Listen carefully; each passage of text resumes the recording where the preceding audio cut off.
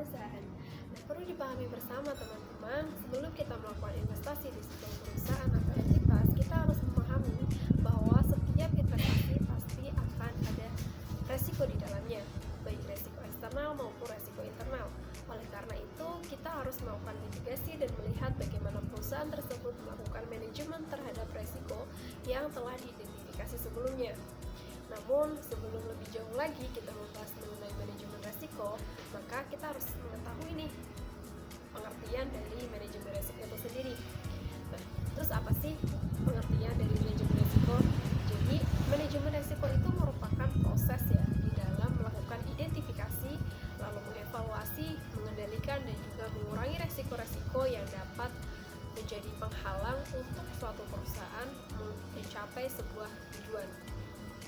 Nah, di dalam konteks ini, manajemen resiko mengacu pada tindakan yang telah diambil oleh perusahaan dalam melakukan pengelolaan resiko yang dapat mempengaruhi keberhasilan dari operasional, finansial, reputasi, tujuan dari jangka panjang, dan juga melakukan langkah-langkah apa saja yang tepat untuk mengeliminasi resiko tersebut ataupun meminimalisir adanya resiko-resiko yang lebih parah di kemudian hari sehingga berimbas pada profit dari perusahaan tersebut.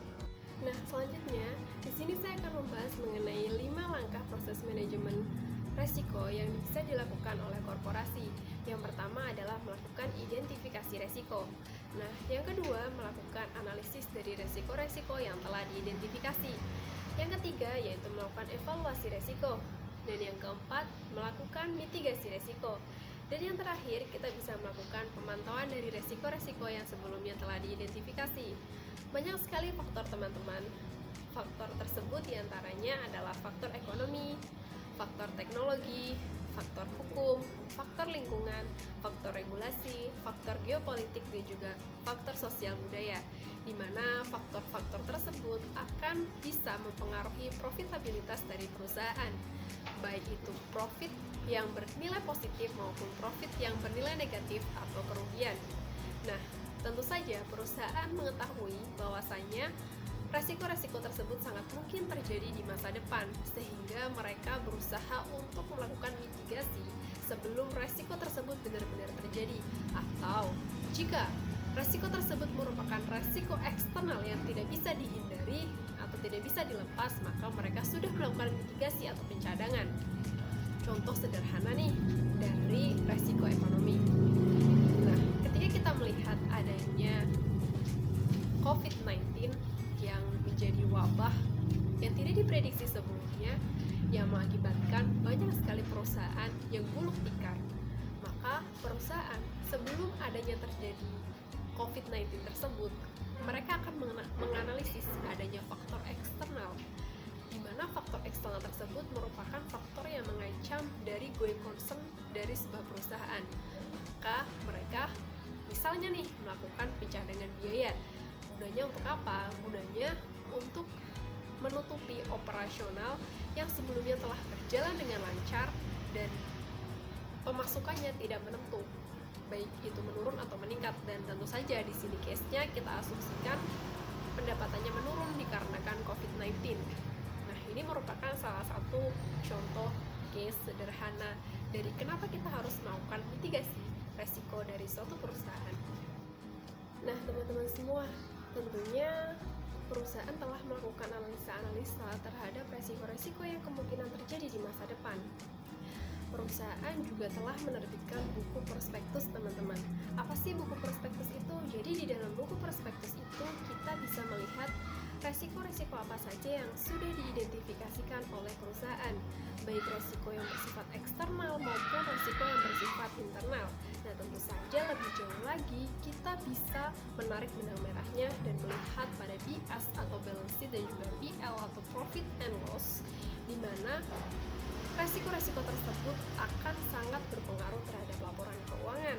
Dan jika berpengaruh terhadap laporan keuangan, maka dalam jangka panjangnya akan berpengaruh kepada profit yang akan diterima oleh perusahaan. Nah, sebagai investor yang cermat, maka kita harus mengetahui lebih dulu mengenai resiko-resiko apa saja yang telah diidentifikasikan oleh perusahaan, sehingga kita bisa melihat apakah perusahaan cukup mampu dalam melakukan mitigasi risiko tersebut. Nah, di sini saya akan memberikan satu contoh, yaitu pada PT Pelayaran Kurnia Laut Semesta. Nah, pada prospektus PT Pelayaran Kurnia Laut Semesta ini, kita bisa melihat adanya beberapa faktor resiko yang telah diidentifikasi oleh pihak manajemen, sehingga bisa menjadikan kita waspada terhadap resiko-resiko yang akan terjadi di masa depan. Nah, di sini saya akan mencontohkan resiko pada poin keempat, di mana ada 9 resiko yang sudah diidentifikasi oleh pihak manajemen. Namun saya akan coba untuk menjelaskan pada satu potensi resiko, yaitu kondisi alam dan juga bencana alam. Nah, di mana kondisi alam dan juga bencana alam ini kan termasuk faktor eksternal ya, yang tidak bisa kita hindari karena termasuk bagian dari alam seperti itu. Nah, teman-teman, sekarang kita lihat ya, jika resiko atau kondisi alam atau bencana alam ternyata terjadi di masa depan, maka ada beberapa komponen balance sheet, BS, dan juga PL yang patut kita waspadai. Di antaranya adalah sisi dari kas dan juga setara kas. Dimana di sini karena adanya bencana alam, maka hal tersebut bisa mengakibatkan adanya suatu kas yang harus keluar, yang digunakan untuk perbaikan atau untuk menangani operasional dari perusahaan itu sendiri, sehingga bisa dimungkinkan di sini kas akan berkurang dan beban akan bertambah seperti itu.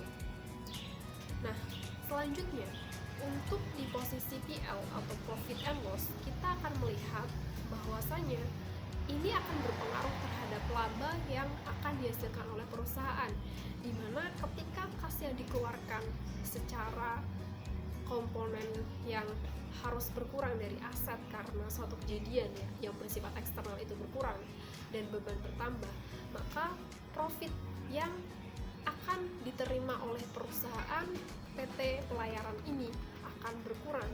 Hal inilah yang mengakibatkan seorang investor harus mewaspadai berapa sih kemungkinan apabila memang mengalami kerugian di masa depan, sehingga resiko-resiko tersebut harus sudah disadari sejak awal sebelum kita memutuskan untuk membeli saham. Oke, teman-teman, kita lanjutin lagi ya mengenai dampak resiko terhadap keuangan perusahaan. Nah, di sini saya akan membahas lebih jauh lagi mengenai manajemen resiko nih, terkhusus untuk manajemen resiko terhadap keuangan dari perusahaan. Nah, tentu saja salah satu resiko yang paling dipertimbangkan bagi seorang investor ya sebelum kita melakukan investasi adalah dampak resiko terhadap laporan keuangan perusahaan itu sendiri. Dan di sini saya akan menjelaskan based on Bagan ya di sini ya. Jadi yang pertama itu investing, di mana ketika kita sebagai seorang investor, maka kita harus melihat current dari cash, AR, atau account receivable, inventory, marketable securities, dan juga kita harus melihat dari sisi land, buildings, equipment, patent, investment, dan juga secara garis besarnya di sisi aset yaitu di BS. Nah, ketika kita ingin melakukan planning nih dalam laporan keuangan perusahaan, maka hal yang perlu diperhatikan adalah bagian operating, di mana operating ini mencakup sales, cost of goods sold, selling expense, administrative expense, interest expense, income expense, yang mana akan memperlihatkan kinerja dari net income sehingga bisa menjadi income statement dan memperlihatkan apakah cash flow kita cukup sehat, cukup bagus, dan cukup kompetitif sehingga bisa menghasilkan state of cash flows yang positif. Nah, untuk bagian financing, kita bisa melihat dari notes payable, accounts payable, salaries payable, income tax payables, dan juga bisa melihat pada sisi bond payables, common stock, dan retained earnings. Di mana di sini pelabuhannya pada liability dan juga equity. Nah, di sini menjadi bagian pasifanya ya yang perlu diperhatikan, liabilities dan juga equities di BS tentunya atau balance sheet, sehingga bisa menghasilkan state of stakeholder equity yang positif seperti itu. Nah, ini merupakan dampak resiko terhadap keuangan perusahaan pada pos-pos tertentu yang bisa kita lihat untuk dianalisa sehingga mampu memberikan mitigasi resiko sesuai dengan case yang sudah dianalisa. Nah, selanjutnya saya juga akan membahas mengenai pengelolaan resiko dengan kontrak asuransi ya, di mana pengelolaan resiko dengan kontrak asuransi ini dibagi ke dalam 3 asuransi. Yang pertama ada asuransi organ perusahaan, asuransi aktiva perusahaan, dan juga asuransi transaksi perusahaan. Nah, resiko pengelolaan dengan menggunakan asuransi ini bisa menjadi mitigasi yang cukup baik ketika kita meyakini bahwasanya potensi dari resiko tersebut di masa depan sangat berpotensi akan terjadi, sehingga bisa menyebabkan kerugian lebih besar jika terjadi dibandingkan kita harus melakukan kontrak asuransi. Nah, asuransi ini bisa menjadi opsi ya yang sangat opsional, yang sangat solutif bagi perusahaan di dalam melakukan mitigasi resiko. Nah, di antaranya dari asuransi tersebut ada asuransi organ perusahaan yang terdiri dari asuransi kesehatan, ketenagakerjaan, jiwa, profesional indemnity atau PI assurance, ada juga asuransi directors and officers liability, ada juga aktiva perusahaan di mana di sini ada asuransi properti rumah, kantor, gudang, kendaraan, mobil, motor, kebakaran, dan juga asuransi dari pengiriman barang dan kargo ya.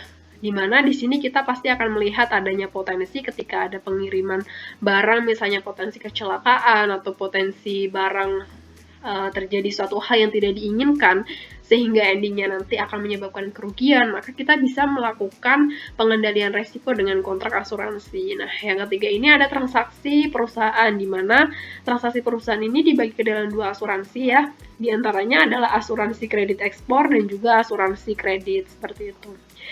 Nah, selanjutnya untuk pengelolaan resiko dengan lindung nilai kontrak forward. Nah, lindung nilai ini dibagi ke dalam 2 pihak yang saling meniadakan resiko atau offsetting risk yang dapat mengeliminasi resiko. Contohnya nih, kayak petani gandum ya, dan pabrik tepung masuk ke dalam satu kontrak forward, maka mereka dapat mengeliminasi resiko yang akan timbul sehubungan dengan perubahan harga dari gandum.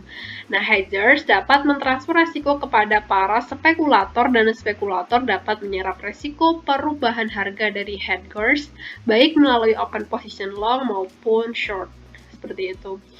Nah, sekarang coba kita lihat lebih jauh lagi mengenai implementasi pengelolaan resiko dengan lindung nilai, atau bisa kita sebut dengan lindung nilai kontrak forward.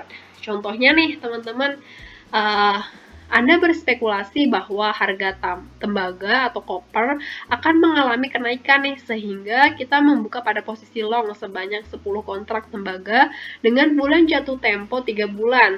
Satu kontrak setara dengan 25.000 pounds dan 1 pound setara dengan 0,5 kg. Kuotasi tembaga dalam sen per pound harganya 0,7 US dollar per pound atau 17.500 US dollar per kontrak. Jika harga future atas tembaga naik sebesar 5 US dollar, maka keuntungan kita adalah harga dikali volume dikali multiplier, yaitu 0,5 dikali 10 kontrak dikali 25.000, sehingga keuntungannya kita adalah 12.500 US dollar. Sebaliknya nih, jika harga future atas tembaga turun sebesar 5 sen, maka keuntungan kita adalah loss ya, atau kerugiannya adalah harga dikali volume dikali multiplier, sama ya kayak yang gain. Nah, sehingga menghasilkan 12.500. Cuman di sini karena harga future atas tembaga turun, maka kita mengalami loss. Kalau naik, nah kita mengalami gain nih, seperti itu. Nah, selanjutnya ada lindung nilai hedging atas hasil panen. Contohnya nih, Anda seorang petani dan Anda akan memanen jagung sebanyak 50.000 bashead.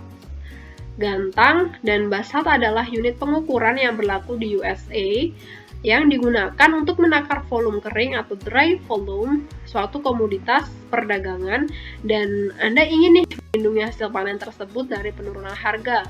Kuotasi jagung dalam persel bushel sebanyak 5.000 basel per kontrak saat ini untuk satu kontrak future dengan bulan jatuh tempo 3 bulanan seharga 2,30 US dollar sen. Nah, dengan harga spot sebesar 2,05 sen US dollar untuk melindungi hasil panen tersebut dari penurunan harga, maka sebaiknya kita melakukan short position sebanyak berapa nih?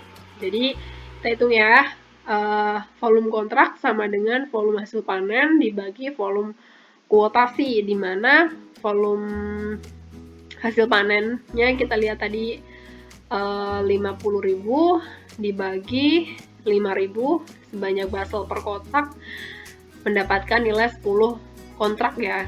Nah, sekarang Anda tidak perlu khawatir terhadap penurunan harga jagung dan kembali khawatir terhadap perubahan cuaca. Ini termasuk faktor-faktor yang eksternal ya. Oke.